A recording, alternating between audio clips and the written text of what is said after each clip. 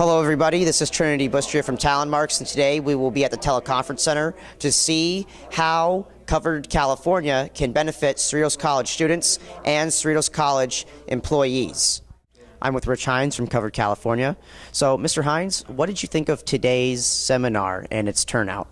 Oh, I thought it was great. This is pretty typical. I do these up and down the state quite often, and this is pretty much the same number of folks we get. So very happy with that. Some excellent questions from the group. So, do you believe, based upon the questions that were asked today, that a lot of people got a lot of the help that they needed, especially in terms of getting covered or making sure that their own kinsmen get covered? It's always difficult. It's very complex. I think they got a little bit more than they had the day before. That's not saying much. Some of the message we want to leave with folks, there's counselors out there that can help them the rest of the way. So to answer your question, I think they learned more than they did, than yesterday.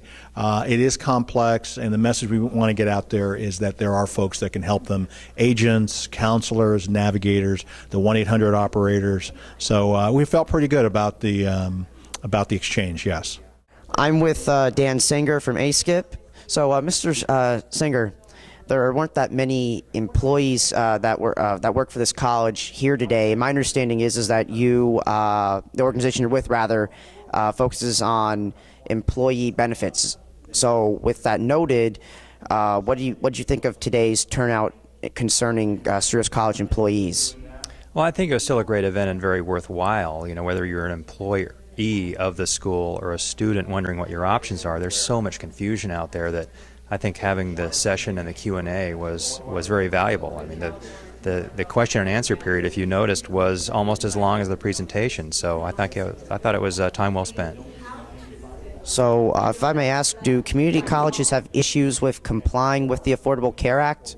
Oh, absolutely. There's confusion for community colleges, regular school districts. The complexity of the law is very difficult to tackle. Sometimes they don't have the operational infrastructure even to measure what they need to measure to determine whether they're in compliance or not. So we are offering a lot of help and guidance around how to even get started in determining whether or not you could face penalties that could compromise your ability to keep offering coverage the way you have in the past. I'm with Itza Marino, nursing major. So, if I may ask, how did this seminar help you? Well, it certainly answered a bunch of questions that I had about the health reform because personally, I wasn't very informed on this subject, and when I received the letter through the mail, I was kind of interested because I wanted to figure out what everyone was talking about and how this would affect me, this change in law. So I came over to see if they can give me more information on it, and it certainly, opened up my eyes. Now I know a lot about it. So are you insured or uninsured? I'm currently uninsured. So does this seminar make you want to go online to Covered California's website and figure out how to be insured? Well, it definitely encouraged me to go home and talk to my parents because since I'm a dependent, I think it would be a better idea to get the whole family to apply for coverage, so that way not only it wouldn't just be me, but it would also be my little brothers and my parents as well. So today we learned how Covered California can benefit college students and employees. We also learned some truths that respond and refute the myths surrounding healthcare reform in general and Covered California in particular. Please follow us on Twitter @TalonMarks. Also, please do not forget to like our Facebook page, Talon Marks News. And while you're at it, please subscribe to our YouTube channel.